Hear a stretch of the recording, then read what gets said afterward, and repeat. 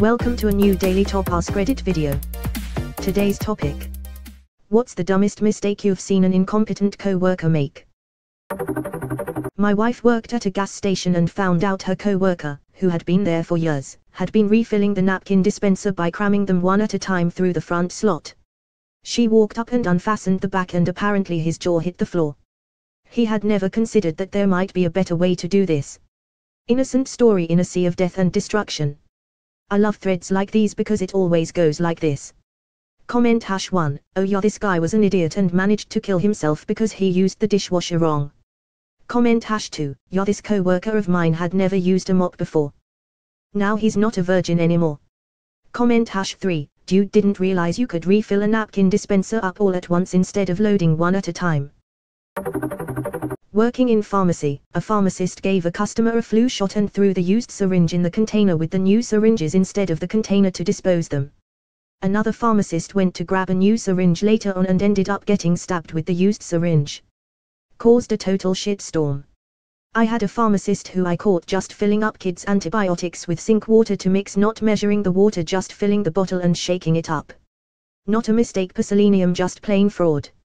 I had a pharmacist, privately owned pharmacy and not a national chain. We supplied a number of large care homes and regularly got bagloads of drugs back to dispose of, when someone had died or no longer needed that medication. Instead of putting them in the big dump bin taken away for destruction, he would spend ages peeling the patient detail labels off boxes, put them back on the shelves and redispose to other patients. Highly illegal, not to mention he was being paid twice, as once a medication has left the pharmacy for more than a very brief period of time, by law it must be destroyed if returned. A safeguard due to unknown storage temperatures and risk of tampering. Edit, wondered what he was doing with the high volumes of morphine and other untracked CDs that came back. I replaced a phlebotomist extra who was let go. The wall-mounted sharps in the processing room was full, so he took it down, put his hand over the opening, and shook it up and down to make room.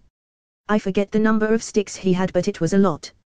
Dude was just speedruic hepatitis. I just read this multiple times to make sure it said what I thought it said. Good God. I can't imagine the thought of doing that. Took the wrong coffin to a funeral. Someone else had to drive to the cemetery with the correct deceased on board, and thankfully they made it before the viewing. You absolutely sure this isn't the guy? Absolutely. How are you so sure? Because Uncle Jeff isn't white. Maybe he's just pale from. Dead sure. Putting all the patient's false teeth in a bowl together to soak on a Demeshi award. Took us weeks to try and match patient to teeth. No, they weren't marked up with the patient's names. Doubt the right teeth ended up with the right patient. It was guesswork. I know I'm awful for laughing at this, but it reminds me of that time the Pope ordered all the dicks to be cut off the statues in Rome. Fast forward to a few centuries later and a bunch of art historians were running around Rome with a box of dicks trying to restore them. It's my dick in a box. My dick in a box, babe. Edited to add, thanks for the silver. I worked as a radiation protection tech at a power plant that was refueling. My job was to sit outside of a contaminated area, and if anyone wanted to take something out of the area, tools, etc., I had to make sure it didn't have any radioactive particles on it. To do this, you wipe the tool with something like a tissue and then hold the tissue up to a machine called a frisker. If the needle on the frisker goes above a threshold, then the tool has to be cleaned or left in the area. One day I come back to relieve a guy who had been sitting outside the area for 2 hours. He tells me there's been no issues and everything has cleared. I look at the frisker, lean over and turn the machine on. So you're telling me Homer having his job in The Simpsons is plausible? Removing the plastic wrapping from a pallet of 5-gallon cans of highly flammable acetone. He didn't have a box cutter, so he proceeded to melt it with a lighter. This was in the middle of a commercial paint warehouse. If it caught fire, you would see it from space. New safety rule, no fucking lighters in the warehouse. He didn't have a box cutter, so he proceeded to melt it with a lighter. Oh, man, reminds me. Worked at a place where the owner's son lacked common sense. Dude was in his mid-30s at that point, and they could not find a good job fit for him doing anything without him totally fucking up. Still got paid a ton though. One day, owner tasks him with taking the lawnmower and cutting down the weeds growing up outside around the warehouse walls. After a while, the warehouse manager realizes the lawnmower never got started up as there was no noise coming from outside. They found the owner's son sprinkling gasoline at the base of the warehouse walls. He had the bright idea, why waste gas putting it in the lawnmower and then hours mowing? He could put the gas directly on the weeds near the wooden warehouse walls and burn the weeds all in one fell swoop. Edit, thanks for the award, kind stranger.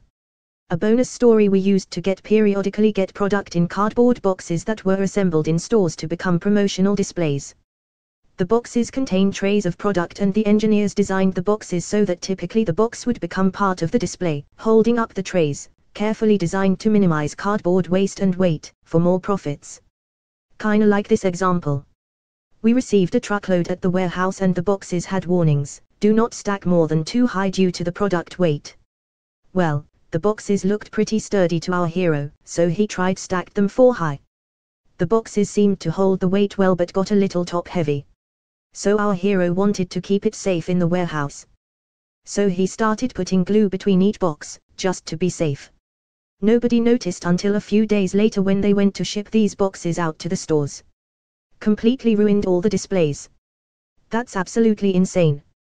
Good thing the boss came out to check on him.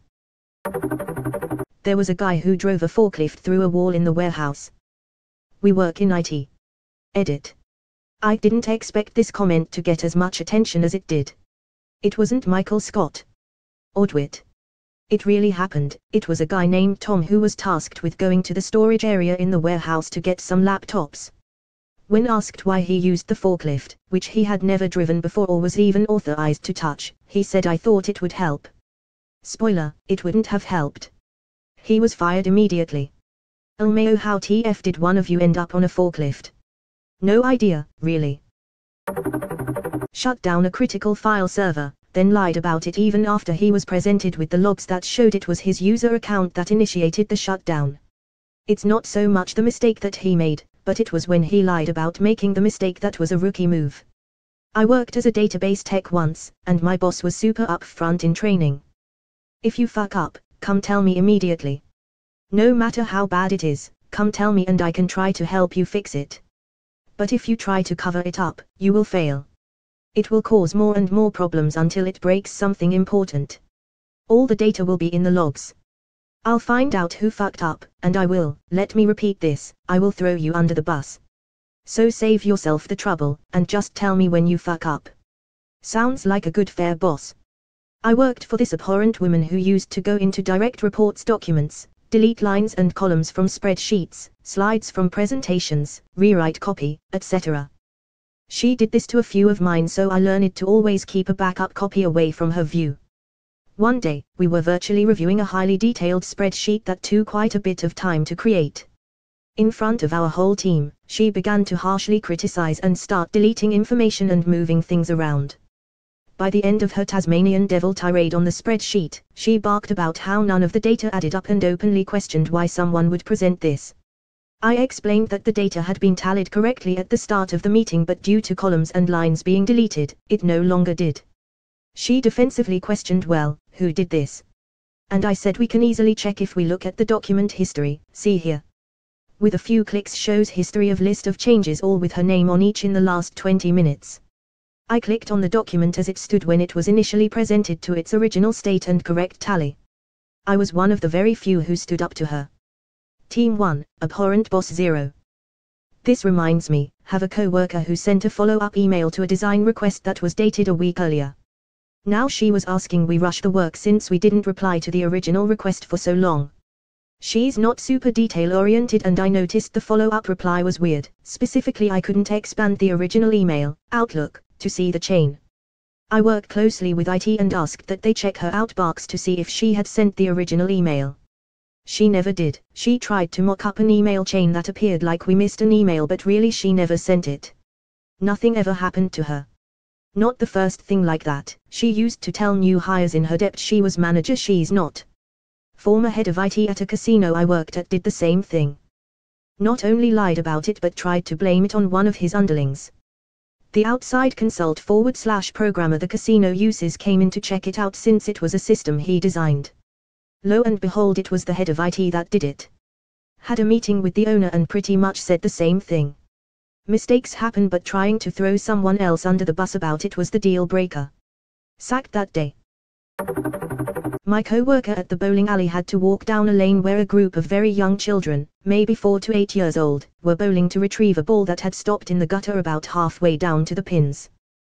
When he had picked up the ball, my other co-worker told him to go walk it back down to the children. However, this guy had it in his mind that it would be best to bowl it back down at the group of small children instead. Luckily, one of the adults with the children was a big muscular guy who was able to stop the ball and pick it up without anybody getting hurt. Edit, a typo. This is the funniest response I've seen. Just bowling at small children. You say small children. I say larger pins.